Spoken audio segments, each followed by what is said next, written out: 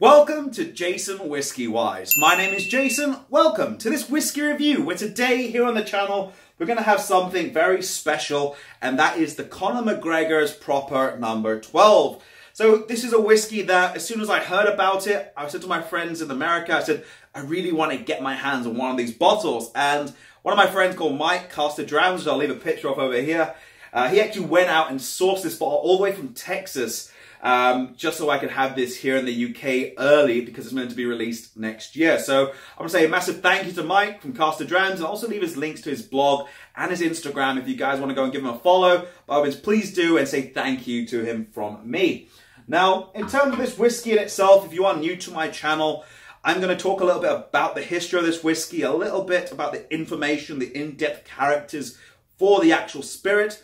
We'll then go through some tasting notes, and then we'll conclude on my opinions and what I'm going to actually rate this whiskey. Because so far I've not seen anyone actually give a solid rating to back this whiskey. So that's something I want to do here on the channel. And if you also like other whiskey reviews, feel free to hit the subscribe button down below and stay up to date with all of our whiskey reviews. But without further ado, let's talk about the Proper No. 12 from Conor McGregor. Now, it's a whiskey that's a no-age statement. It's bottled at 40% ABV. The actual name, Proper No. 12. Now, the proper part is because Conor McGregor wanted to do Irish whiskey his way, and he felt that's the proper way.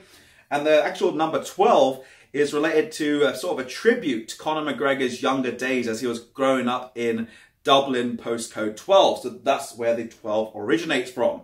Now, in terms of the whiskey in itself, as I mentioned, it's 40% ABV. This one is actually matured off in ex-bourbon cask, and it is a blended whiskey. So it does contain a combination of single malts and single grains. And when you put these two together, you're going to get a blended whiskey. And then he then marries it off in the ex-bourbon cask to round out these different characters and maybe just take out some of the sharper edges in the whiskey. Now, the actual distillery where they say they sourced the whiskey from is from the Old Bushmills Distillery. The parent company, which is owned by Conor McGregor, not Bushmills, is the Erie-born Spirits, and they are located in Northern Ireland in Ulster. So in terms of that in its all self, it's about his actual own company going out, and instead of being a celebrity that endorses products, becomes a brand ambassador.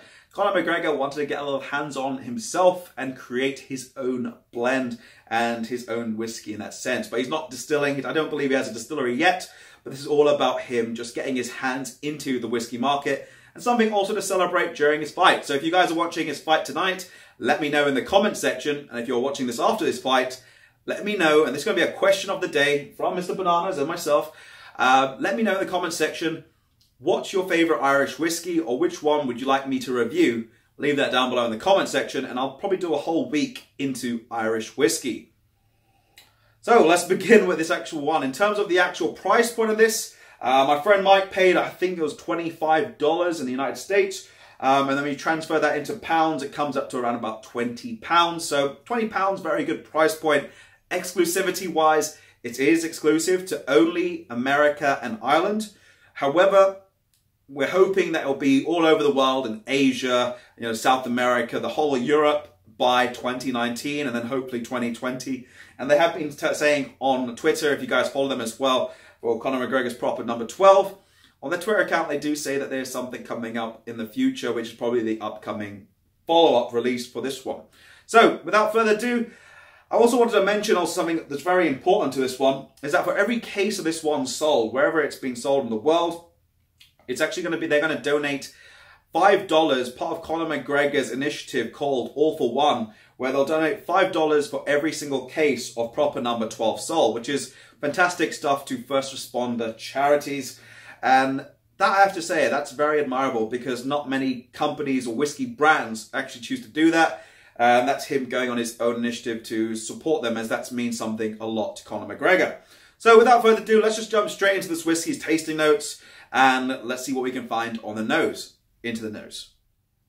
Beginning things out on the nose for the Proper No. 12, first impressions is this is a rather youthful, astringent whiskey, in that sense that it is rather sort of heavily and grain dominant on the nose. It actually kind of reminds me a little bit of like the Cheetah Japanese whiskey, where you get a lot of these grainy characters, and it's a lot of younger grain as well. You offer this grainy character, then subdues a little bit. You then find this character, for me, that reminds me of nail polish remover as if you just open the bottle and you can smell that character coming through. Maybe even a little hints of like a whiteboard marker. And then after you've given it some time, and that's why I poured my glass before actually starting the review, is because then it lets it open up a lot more. Notes of sort of sticky caramel, lime, but it's almost like lime oils and a bit of lime peel, as if you put a sort of a bit of lime peel between your palms and you just rubbed it. You threw that away and you could just smell that lime aroma coming out. But with a few drops of water, I will mention, because I've reviewed this one and I've sort of evaluated it on many occasions.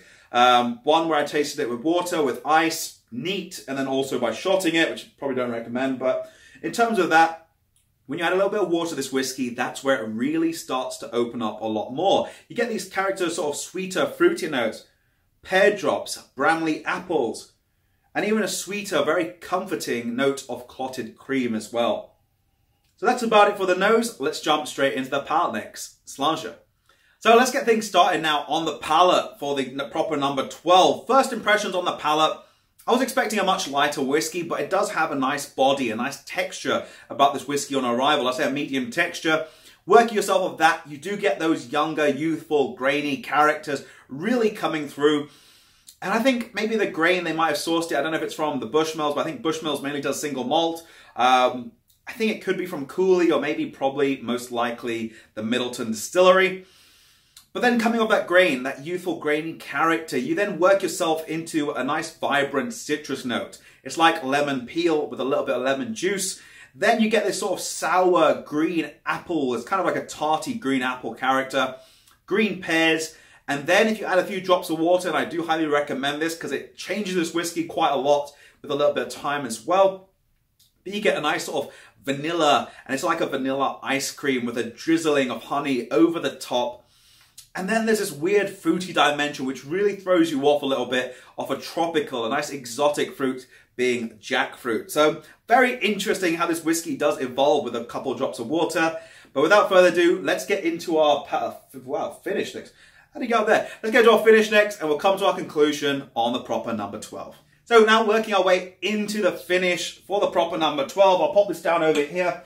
Overall taste profile on the finish is quite short. You want it to be a bit longer, but it just finishes off and then fades away rather quickly. You get these notes, a little bit of, like, to me, it's like starfruit, that sponge cake with a bit of vanilla custard accompanying it on the side, almost like a school dinner dessert.